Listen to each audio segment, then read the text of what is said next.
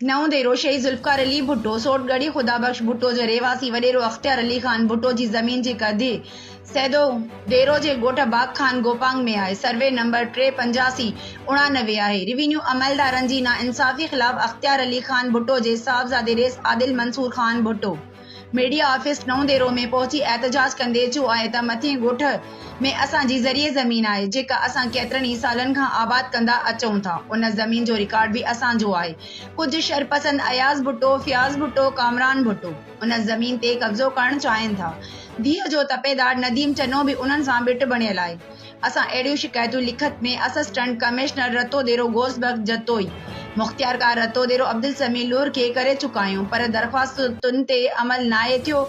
नओं देरो थाणे ते भी मथियां जवाबदार लिखी ॾेई आया आहिनि त ही ज़मीन अख्तियार खान भुट्टो जी आहे, पोइ भी साज़िश कनि था। जंहिं बाद असां मजबूर थी एडिशनल सेशन कोर्ट रतो देरो में पटिशन दाख़िल कई।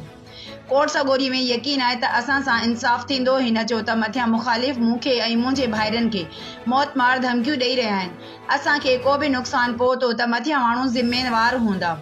मां पाकिस्तान पीपल्स पार्टी चेयरमैन वज़ीर ख़ारजा बिलावल भुट्टो ज़रदारी MPA मैडम फरियाद टालपुर खां मुतालबो कयां थो त नोटिस वठी असां सां इंसाफ़ कयो वञे।